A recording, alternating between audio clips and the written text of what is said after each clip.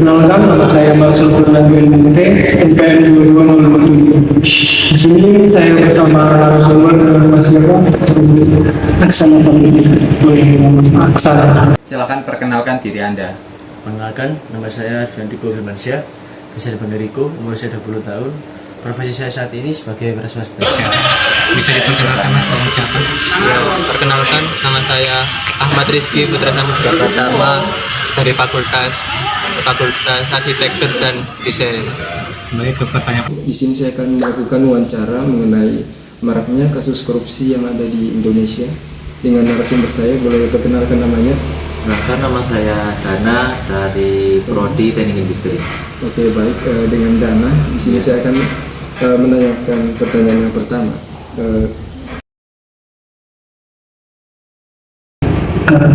Sebagai penyelenggara negara, secara umum mungkin pandangan saya untuk menjaga itu, yang pertama itu mungkin dengan penguatan lembaga terkait. Nah, itu diperlukan langkah-langkah untuk memperkuat lembaga penegak hukum seperti dunia atau KPK, kepolisian dan kejaksaan terkait. Ini mungkin akan memberikan sumber daya saya yang lebih besar kualitas dalam mengatasi korupsi tersebut. Nah, kemudian yang kedua itu mungkin bisa transparansi dari akuntabilitas. Maksudnya peningkatan transparansi dan akuntabilitas itu ditujukan untuk penggunaan dana publik yang sangat penting. Dalam penggunaan dana tersebut kan perlu inisiatif seperti pembukaan data publik, kemudian pelaporan keuangan yang jelas dan transparansi agar tidak terjadi kecurangan dalam penggunaan. Menurut saya sangat memprihatinkan dulu. Dikarenakan ya banyak masyarakat tertekan dan tidak mendapatkan fasilitas yang baik dan layak. Korupsi di Indonesia. Sangat memprihatinkan Mas, karena warganya tidak diperhatikan sama pemerintahan gubernur. Menurut saya itu masalah yang sangat serius karena mempengaruhi pembangunan, ketidakadilan, dan kesejahteraan sosial. Untuk kasus tersebut itu mempengaruhi ekonomi di Indonesia karena itu menyebabkan ekonomi Indonesia itu yang menurun. Mungkin itu. Oh, baik. Terima kasih.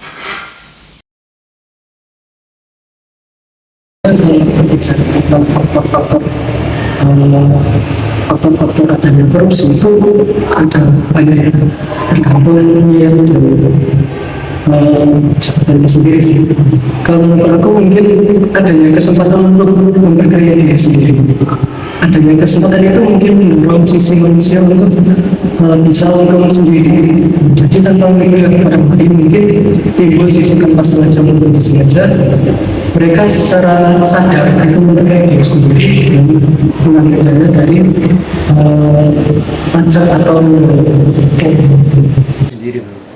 Banyak sekarang pemerintah yang hanya mementingkan diri mereka sendiri dan hanya mencari pandang atau muka di depan masyarakat ketika mereka mau dimilih saja. Kan di pasar Kurang bersyukur atas yang dimiliki oleh gaji. Masih kurang memperkaya diri, Ingin memperkaya diri sendiri.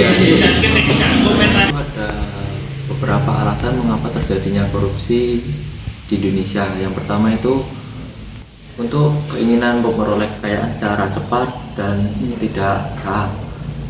Kemudian adanya rendahnya hukuman yang dijalani oleh para pelaku koruptor, serta adanya kelemahan dalam sistem tata pemerintahan untuk memungkinkan terjadinya korupsi.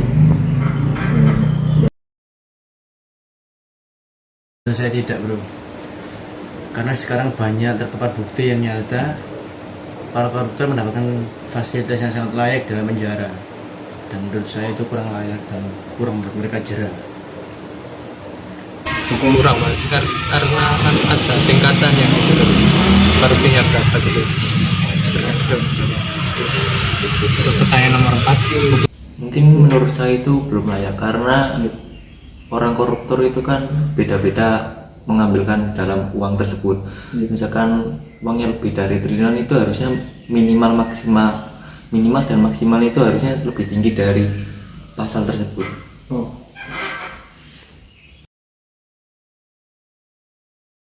Menurut saya hukuman yang paling sangat layak bagi mereka adalah mendapatkan penjara yang sebenar-benarnya penjara, yakni mendapatkan aparat yang tidak mudah mendapatkan sogok dari mereka dan mendapatkan penjagaan yang ketat pula. Pertanyaan terakhir nih. Mungkin hukuman yang layak itu yang pertama adalah apabila pelaku koruptor itu korupsi dengan nilai jumlah triliunan, itu harusnya itu dihukum mati. Jadi tidak dihukum penjara 4 tahun, 5 tahun ataupun bertahun-tahun, harusnya itu tetap hukuman mati. Terus yang kedua, pelaku koruptor itu seharusnya kalau di penjara itu dibatasi fasilitasnya. Jadi jangan semena-mena karena koruptornya banyak dia menyogok penjaga penjara untuk memberikan fasilitas yang mewah.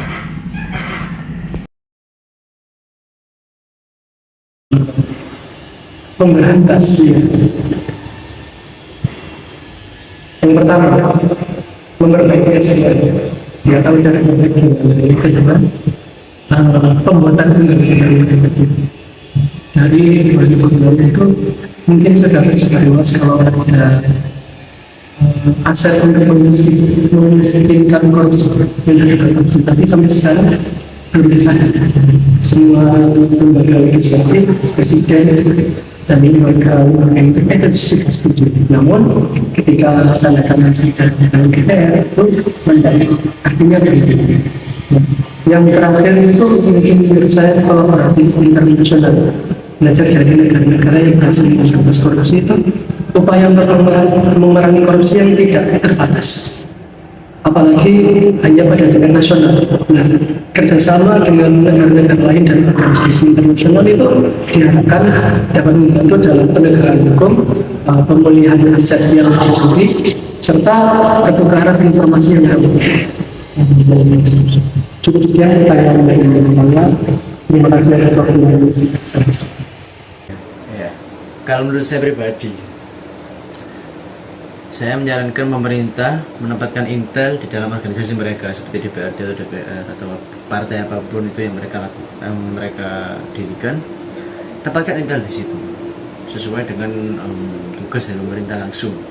Jadi agar mereka bisa diawasi dan apabila ada koruptor yang ada langsung bisa ditindaklanjuti. Baik bro. Cara yang efektif itu yang pertama adalah meningkatkan pengawasan dan penegakan hukum yang ada di Indonesia.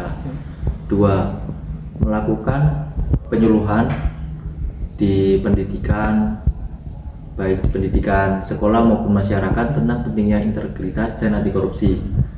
Yang ketiga, itu membentuk organisasi. Apabila ada pelapor yang ingin melaporkan tindakan korupsi, itu harusnya pelapor tersebut itu dilindungi dan dibela sampai tuntas. Mungkin itu. Baik, terima kasih banyak atas waktunya. Ya, sekian, terima kasih.